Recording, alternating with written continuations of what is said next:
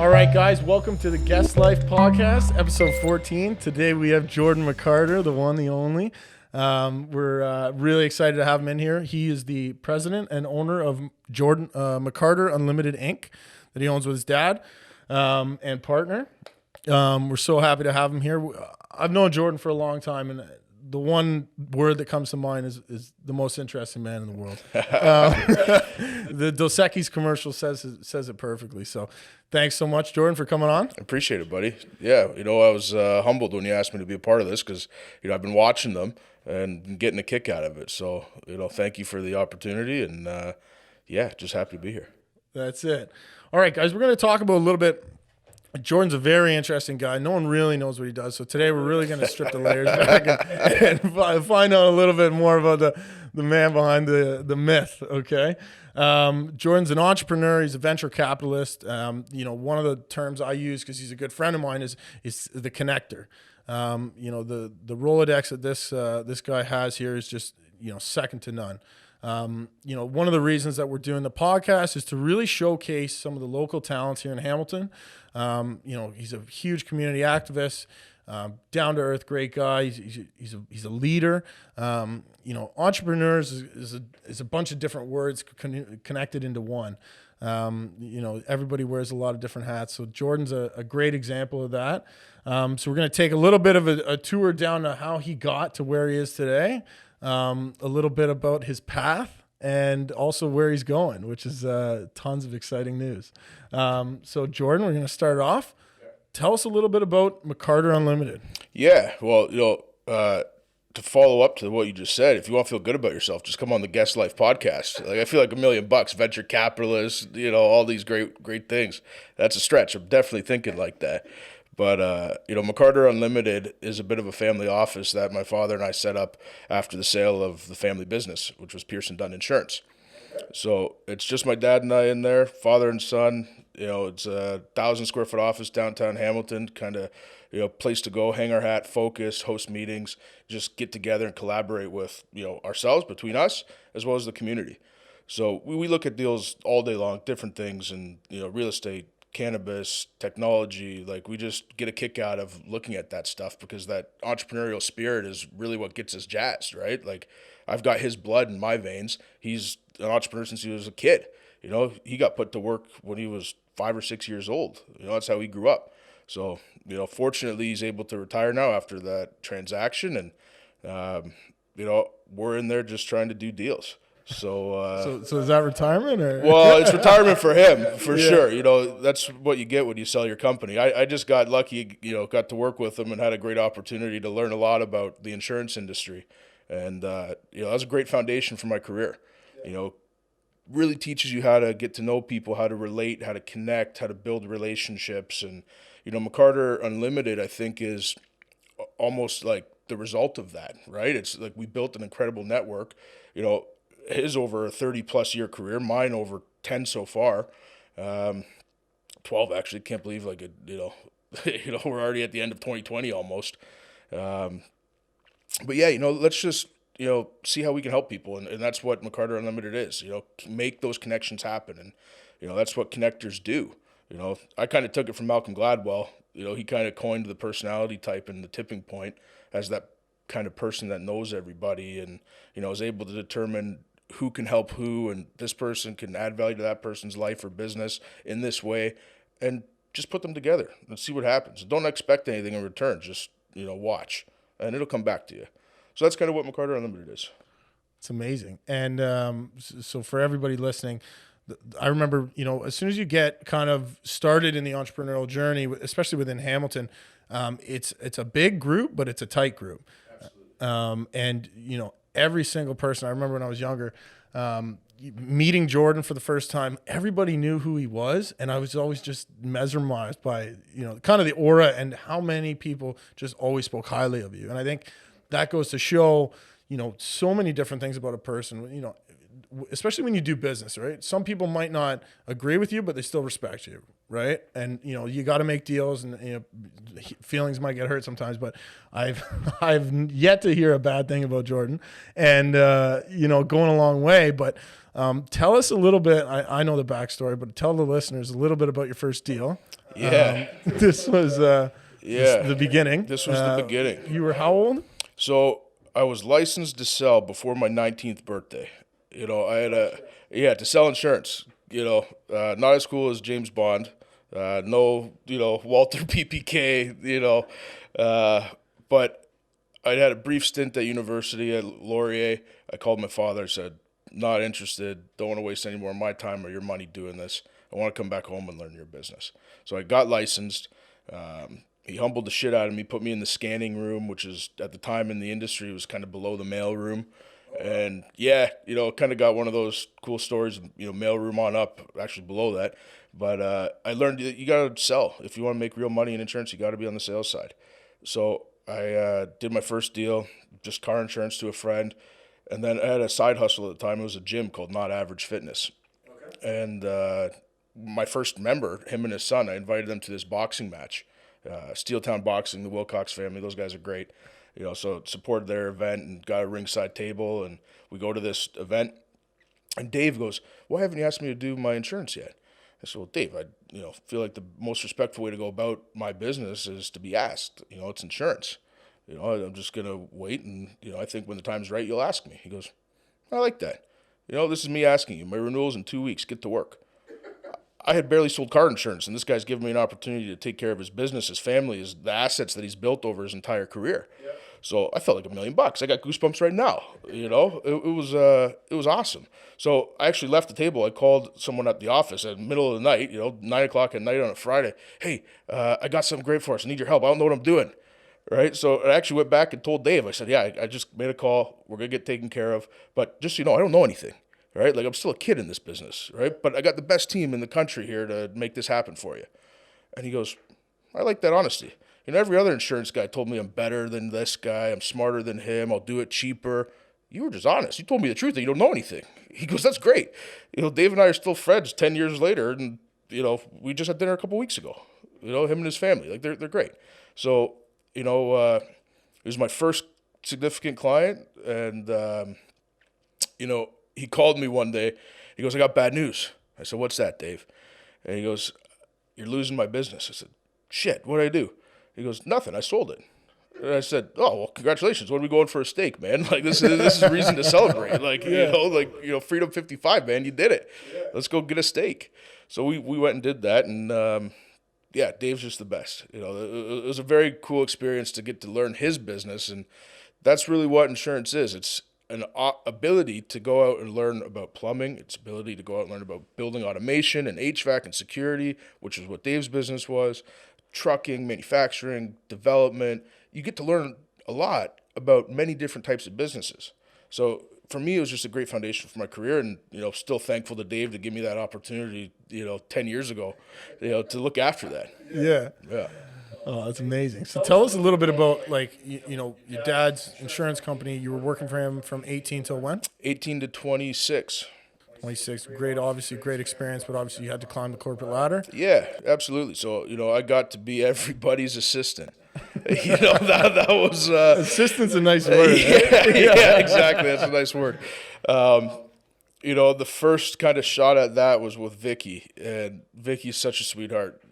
She took care of a very specific part of our business, and a lot of those were our family friends and, our business clients. It was all their personal stuff, and I got to do all Vicky's paperwork and make all her photocopies and stuff like that. It was pretty cool. And then I kind of graduated up to work with Andy. Andy was a manager, special kind of projects guy. Yep. So got to do a lot of the kind of research and homework for him. And then the sales just started happening. And that's when I'm like, okay, this is where I got to focus. This is where the money is. And then, kind of towards the end there, had a great team of people to help me, be the connector, because at 26, you're still a kid. There's guys that you're going up and competing against that have been in the industry for 20 years, and you can't expect to know more about insurance than them. So building on the experience that I had with Dave and just that honesty, and I would always tell everybody, look, I don't know everything about this, how to insure your business properly, but I got the best team in the country that does. Yeah. And they were able to always take care of these opportunities I brought to the table. So the connector kind of became more than just introducing. It was really about maintaining that central point between our client and our company. And that evolved into the marketing and branding for our business, because that's, another kind of connection in between, your company, your brand, and your customers. Yep. So, yeah, you know what? Like it was a great kind of foundation to my career. I love every minute of it. I still kind of geek out about insurance. Like I could go on and on, but it's insurance, man. We shared a couple cigars where, you kind of, you started, you got me at the beginning, and then it kind of tears off. You're all jacked up and I don't know what you're talking about. It's in my blood, man. I can't help it. No, it's good, man. So tell us a little bit about, what happened with the sale of the company and how, McCarter Unlimited kind of took flight. Yeah. So especially being, Hamilton-based business. Yeah. So, there was a transaction where, my father decided to, merge our company with another. We became one of the largest insurance brokerages that was privately held in the country. $250 million a year in gross written premium. And, there was a lot of egos around the boardroom table, from across the country. Everybody, my way's better, this, that, and the other. And, the kind of team around my father kind of got punted out the door, including myself. Yep. So never in my life did I think I'd get fired from the family business, but I did. Yep. It wasn't my father's decision, but at the end of the day, I was out, yep. And back to my buddy Dave. He was the first guy to call me. He goes, I can't wait to see what happens to you, man. Like, you're going to go and do great things. That company was holding you back. Don't even worry about it. Don't flinch. Isn't that a crazy statement to say? Like, I got goosebumps again right now because, this is all I knew, right? I knew how to sell insurance. Now I'm, starting from ground zero again. So to get that kind of response from Dave was just, amazing. And, he believed in me before I did. Because all I knew was insurance. He goes, no, just wait till you see what happens. So he saw it, right, which gave me the confidence, I think, to go on and continue to do what I've done and kind of start all these other things. Yeah, and it's so important to have those kind of mentors in your life, but also kind of creating that for yourself as well, right? Yeah. When you're down and out, or you feel like you're down and out, even if you're not. Oh, man, yeah. There was some times, man, you get a little taste of, what it means to have some sort of financial success in your life. Yeah. And then something like that happens. And you're eating tomato sauce and crackers and, what the hell just happened, yeah. Right? And then you pick up a big check the next day that, helps, yeah. Right? Because it was another deal I was working on. So, you just got to get up and pound the pavement. And, I think it was that year, 2017, I put my feet up at my family's living room, and there's holes in the bottom of my shoes. I had no idea. And my dad starts laughing. He goes, that's the sign of a hardworking man right there. He wears the bottom of his shoes out. And I looked up like, oh, shit, I got to replace these. So, you know what? You just got to, get back up, right? You take that hit, and you got to get up and go figure it out. Yeah, every day, man. Every day's it's a grind, but it's an opportunity, right? You could, we talk about how much importance words have, you know what I mean, in terms of meetings and everything happening. I think it's so important to kind of put those positive energy out there and, see how it's received, right? Yeah, absolutely. I think that's what you're doing with this podcast too, man. Yeah, I think we're really being able to understand the differences between, what's going to be a permanent thing, which there's nothing, unless you're really not well. But, talk about the temporary challenges that come up and how, with that entrepreneurial mind and the right people around you, you can kind of really change the game in terms of making things happen. Yeah. So, again, Dave, he believed in me before I think I even did. Right. And, he was that guy that kind of pushed me out of that dip in my career. Right. You're in one of those low points and Dave just said, be patient, man. Watch what happens. Keep pounding the pavement. Keep being you. Keep smiling. Keep connecting. Keep doing your thing. Right. And, Dave's happily retired, right? And, okay, I should listen to this guy. He did the Freedom 55 thing, he did it. So, yeah, I'm going to listen to you, Dave. Yeah. Well, I get frustrated quite often when people talk about kind of work ethic and having patience. And I think, I always said, well, there's a big difference between being patient and being lazy. And that's because sometimes the people that were saying being patient were not at the point that I wanted to be, right? So I was listening to a podcast a couple of weeks ago from Patrick Bet-David, and it hit me, and it was like electric going through my body. It was be patiently aggressive. Yeah, you sent me that one. I listened to that one. Yeah, that was a good one. Yeah, I thought it was a perfect analogy based on kind of creating that. Yes, there needs to be patience, but yes, you need to be aggressive. And I think it's just the wordplay was just perfect. Tell us a little bit now that you're this person, you've got this business going on. What does a typical day look like? Because even I'm like, I don't even know what you do all the time. Yeah. Right. Like I think that's a big thing in terms of, what is a typical day for somebody that's constantly making connections, and then also how does that person get paid? Yeah. So, what's interesting about my day is that the last 4 months or so, I've been in an Airstream trailer. My girlfriend and I went out and bought this 30-foot beautiful Airstream trailer to explore Ontario. Because, we can't really go anywhere right now. And I call it the Winnebago. Yeah. That's the kind of competitor brand, This thing's awesome. So we've been exploring Ontario. So that routine, that kind of typical day is a little bit different right now. Yeah. You got your dog Hootie? I got the dog Hootie, right? So he's the best, man. That guy's a stud. I got him up at 5 o'clock every day prior to this, this new kind of Airstream thing. We'd go for a walk. It was a great routine. I'd hit the gym, do yoga, get into the right headspace.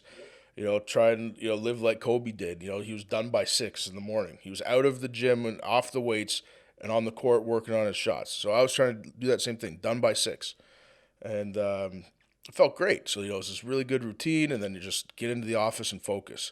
Because that's what I find that my office does for me. It allows me to really focus on business and, get through that to-do list. And, I got to email that guy about this deal, and, I got to put them together with them and, just really kind of keep on top of all the stuff that I've got going on. So the Airstream's a bit of a curveball in that sense. But if there's ever a time to try and work remotely and live nomadic and do this, it's it's kind of right now with the way everything's going and the kind of uncertainty in the world, and we're just embracing it. It's a nice pause, I think, and I'm busier than ever, more productive than ever somehow, and we're just having fun, man. Like we're taking off on Friday, 3,500-kilometer trip. The love of my life and I in this Airstream, all the way up to Thunder Bay. Sleeping Giant, Quetico, all these provincial parks. So our goal is to kind of hit all 340 of the provincial parks in Ontario with this thing. Wow. Yeah, so it's cool. It's got everything you need. Like it's a condo on wheels. Yeah. And he also, just so everybody can understand the concept of this Airstream, he sold his beautiful. Yeah. Okay, he's not just a side project. He sold his beautiful penthouse condo that we've enjoyed many cigars at, and just completely picked up. And it blows it again. Most interesting man in the world. He is Dos Equis. Okay, picked up everything and just said, what, I'm gonna put some money into my investments. I'm gonna do this, and I'm gonna buy an Airstream and drive it around the country. So that kind of concept, I know you're leaving that part out, but that to me is energy. Yeah, right? Yeah, man. Like it's cool, and it kind of takes some balls to do it, right? Like we're gonna live like very few others do, right? Yeah. And we're gonna go and we're gonna do this, and still haven't sorted out the winter yet. I think I'm working on another property, but I think we got to be out of it before the snow comes. Yeah. If the borders had opened back up, I'd take it down to Florida, Key West, right on the beach. I found this great spot. Yeah. And then you'd have a place to go in the winter, right? Yeah. It's we're just having fun, man. And how lucky are we that in a world like we are today in 2020, we can work kind of remotely, right? Yeah. You don't have to go into an office. You can have calls, you can have Zooms, you can do as much as you can virtually, right? And I think it's important to kind of have that balance of the grind, but also the kind of like the pause, and just like take time to kind of restore that energy, right? And that's what I think we're doing with this thing, right? Is just getting healthy, getting that energy back, and gonna hit 2021 in a big way. Yeah, man. Well, it's interesting too. Like we're actually, I mean, my physical year is July, so I don't actually think of it as a new year. Like to right now is already 2021 for us, but it's funny that you say that because it's September. Yeah, right. I know. holy shit. It's almost here. Yeah. So the memes can stop. Yeah. We can fucking move forward. Talk a little, Fiorella. Let's talk a little bit about some of the challenges that come up being an entrepreneur, right? Jordan runs a car rally. Did a big car rally last year in terms of giving back to the community and some great organizations for breast cancer awareness. He did a car rally last year. He's doing another one this year. And tell us a little bit about your personal story. Yeah. So, the love of my life, she's a beautiful woman, strong as it gets. She just beat breast cancer. And it's incredible story. She's just an amazing, amazing person. So, I said, you know what? I've got this incredible network. Let's do something, to kind of inspire some confidence for others that just went through a challenge like you did. Yeah. And, because you can imagine for anybody to go through that, it's crazy, right? And she did it with such grace. And, for her to kind of want to stand up on the stage and talk about her story and try and inspire others to kind of face it without fear, that's really what we tried to do. And, I said, I've got the network, I've got the platform, just let me help you do it and get on that stage and tell your story. So, last year was great. We created this little foundation called the TBD Foundation, and it stands for There Be Dragons. So There Be Dragons is a saying off of old navigational maps. In the corner, you see these little sea monsters and these dragons, because that was the uncharted territory. No one knew what was over there when they were drawing those maps. So when you get hit with a challenge like this, it's all uncertain. It's all uncharted waters, right? So be bold and be brave and go there and face this challenge, in that way. So that's kind of the essence of the TBD Foundation, to just inspire those to, get that confidence, be bold and brave when they're going through something like this. And her business is, incredible too. Like she has an online business where she sells wigs. And, it started as like this fashion kind of, component to it, right? Like you're going to a festival or, you just want hair extensions or whatever it is. She was the supplier and manufacturer, and, that was her deal. And then unfortunately, ironic, she goes through this traumatic experience, and now her business has another kind of meaning to it where it's all about these medical devices almost, right? Like, that wig now is like getting your confidence back, right? When you go through something like that, like, my hair's down to here. If I lost mine, like I'd be rattled, So, you can imagine what it's like for a woman. It's the kind of number one accessory. Like, what do you do? Right. So now you can kind of get that confidence back and go about your day, like, as normally as you can while you're going through this thing. So it's kind of got this new meaning to it. And, she created this amazing tagline called "The Hair That Heals." Amazing. Yeah. So, I love that. Yeah. It's cool. She did a rebrand as well. The type of breast cancer that she had was HER2 positive. So, she rebranded her company as HER2. Because it's kind of happening to her too, and it's kind of happening to a lot of women out there. It's she's going to be out there, trying to inspire some confidence and give people back that number one accessory. And it's a whole new meaning to her business. So trying to take a positive out of something like that. Yeah, and I think guys like like I said, I know Jordan personally, and just the support that you kind of gave out and. We're there for her. I think just, I'm sure it means the world. And, as someone looking in, showcasing kind of the genuine person that you are is just, it's something else. And I think, showcasing to the listeners a little bit about kind of putting that positive spin on something that can be so negative, right? And, being involved in the community and giving back and kind of, going to that extra level, right? You've got, you're an entrepreneur, you're day-to-day is crazy. You've got all this business, and then you got to go home and, you got to wear another hat. And you do it with such grace, which I think is just amazing. Well, I get it from my folks, I got to give them a lot of credit for where I am today. My sister and I are very fortunate to have watched what they did in their life to provide for us. My dad got up every morning, put on a suit, went to work, and I was always like, I want to come to work with you. Like, always. I remember going to his first office and, drawing dinosaurs on his boardroom table, on the whiteboard, and, they did it and they gave back. You know, they were so active in the community. It was their vehicle to give back, that business, right? So my sister and I are very lucky to kind of seen that, and, you know, kind of sharing that responsibility that we learned from them. Like, you know, we can give back, so we should, and we have to. It's kind of our responsibility to do so. And, you know, through that kind of business network that, you know, we had built, you know, we've just got the ability to do it now too, right? Yeah. Like, you know, it's one thing to want to do it, and it's another thing to actually have the ability to do it. And we can. So, you know, to call 100 of my closest friends and say, we're doing this car rally, you know, my pleasure, you know, and like, it's all going to charity. You know, it's set up online. St. Joseph's Healthcare manages the thing. You just put your credit card in, money goes to St. Joe's. Yeah. You know, it was great. And it was a great event. I'm looking forward to it this year. Yeah, we're going to do something again this year, coming up for October, Breast Cancer Awareness Month. And you know, we're going to do something cool too, where, you know, the whole social distancing kind of thing, right? We want to be conscious of that because everyone's got different levels of comfort with what's going on.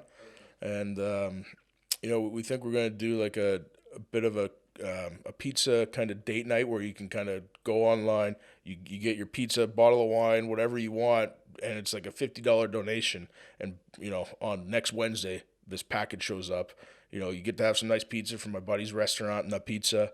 You know, he's got this great place up on the mountain. It's awesome. So he's going to do all the pizza, get a bottle of wine. It's like your Wednesday night, movie night, date night kind of thing, and it's for a good cause. He's donating all the pizza. You know, it's going to be cool. So, and that way it's the whole month of October, too. It's not just the one day.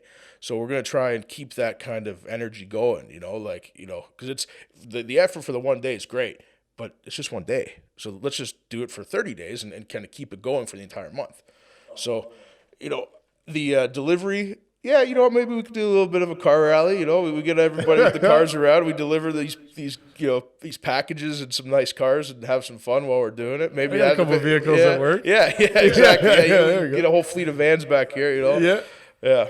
So. That's awesome. Man. Yeah, you know, it's Hamilton's a great, you know, community for that. It's a very philanthropic community. Everyone's so supportive. Like, you know, when I called you about last year's event, you were there like that. And so was everyone else. Like all the people in our lives, they just like didn't hesitate. They were there, right? And, you know, it's another very humbling kind of thing to do when, you know, your community rallies behind you when you're trying to do something like that. Oh, for sure. You know, makes you feel like $1 million.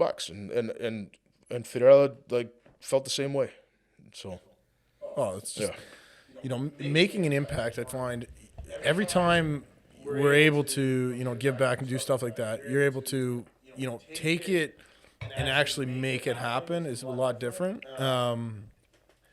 You know, we talk about, you know, one person can't make a difference. One person can make a hell of a difference. Oh yeah.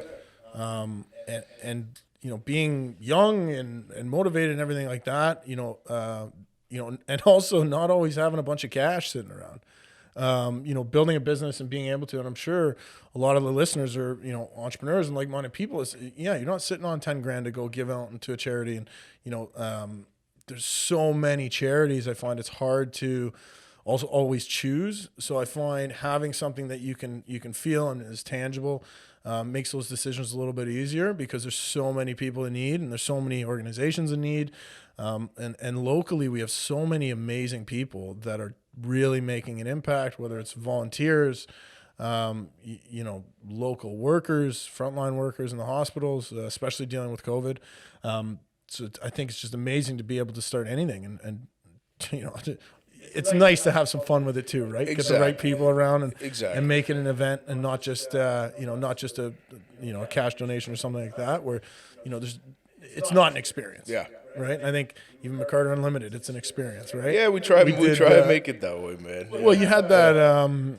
I bought some great local art from a charitable little get together at your office. Yeah, that was. Tell us a little bit about that. Yeah, for the art crawl. Yeah, super cool, man. Like, you know, I was at the Innovation Factory on, you know, McMaster Innovation Factory downtown there on Longwood, and I see this really cool piece of art, like Jackson Pollock, like, you know, like very abstract, very cool. And I see the guy's name, and, you know, I just called him up. I was like, hey, man, I want to get this piece. He goes, oh, that one just sold. I was like, oh, shit. Okay, so, we just stayed in touch, and then, the art crawl's coming up. We just got that office downtown, and I, called my dad. I was like, hey, man, like, let's do this little, kind of thing for art crawl, like, I just said, let's give her, and, we had all this art come in, and, it's still there. Our office is kind of like an art gallery right now. It's great, So it's just one of those things, like, it makes you feel like $1,000,000 when, you can do something like that, and the place is packed. Like it really It was packed. Yeah, and you feel like They had to pull $1,000,000. me off of the sticker machine. Yeah. I wanted to claim the one for me. Yeah, I know. Yeah. That piece looks good in your house, by the way. Yeah, it's my only piece of art. I love it. Yeah. So, before we go, we always ask, why not me? Why not now? But let's, what advice would you give to, the next generation that's kind of coming up, or maybe is going through a hard time or a challenge? What would what advice would you give to them? Put some holes in your shoes. Keep pounding the pavement, man. Like, just, you got to get up and go, because you got no other choice, right? And just, you got to start, no matter what path you're going down, like, if it's trades, you got to get up in the morning and be on the job site. Get up and go. Right? Just wake up, have some purpose in your life, be accountable, be on time. Yep. It doesn't matter what you do. You'll find some kind of, success and happiness as long as you're just having some purpose and going, right? And I think just can't be afraid to start either and fail, right? Like, not every investment I've made has been a good one, but they've certainly proved to be a good education, right? So, everything you go and every company you try and start, or every investment you make, or whatever it is you try and go do, if it doesn't work, what did you learn from it? Yeah. Right? And you will learn things as long as you appreciate it as that, right? And, I talked about my insurance career as the foundation. The next startup, that was kind of like, the next level of education. The next company I started, well, we got a lot farther. And it's still something there, right? Like, it's a meaningful business where we're happy about where that's going. Learned a lot there, right? So you just got to be willing to learn and willing to go out and experience things, and you got to put your money where your mouth is, right? Like, I've heard so many people say, I invest in my company, do this. Well, what have you done so far? Well, nothing. It's just an idea. It's just a PowerPoint deck. No. You gotta actually go and start it. Start to assemble the engine, and then turn it on, right? Like, your connections, your network will get the gas for you, right? That's a great analogy. Yeah. I love that. Well, thanks so much for being on the show, Jordan. We talk about, entrepreneurs and why we're doing this show. So, really local talent like Jordan is just great. The energy in this room is electric right now. Can't believe we're already done, man. it's a morning podcast, which I always get excited about. Not everybody can make it. Are you cutting me early or something, or is it actually time to go? But we always want to, just like Jordan said, guys, you got to start. Every single successful person has a day one, and this podcast is really trying to connect those pieces. To success. And, we always ask the question, why not me? Why not now? Getting into that next level and that higher thinking, reach out to somebody, build a connection, start assembling your team, always respect, people's time and energy and stuff like that. And it's great to give and receive, but always be the one giving first, right? It can really open the doors for a lot of opportunities. So Jordan, thank you so much for being on the show. It'll be an amazing experience. I can't wait to watch your journey. Yeah, I can't wait, man. Yeah, I can't wait to be a part of it. Have you alongside for the ride, man, and be a part of yours too. Because I feel I'm invested in the guest, life, brand here, man. Everything you're doing. You're a family member now. Yeah, pretty much. All right, man. Thanks for listening, and have a great day, everybody. Thank you.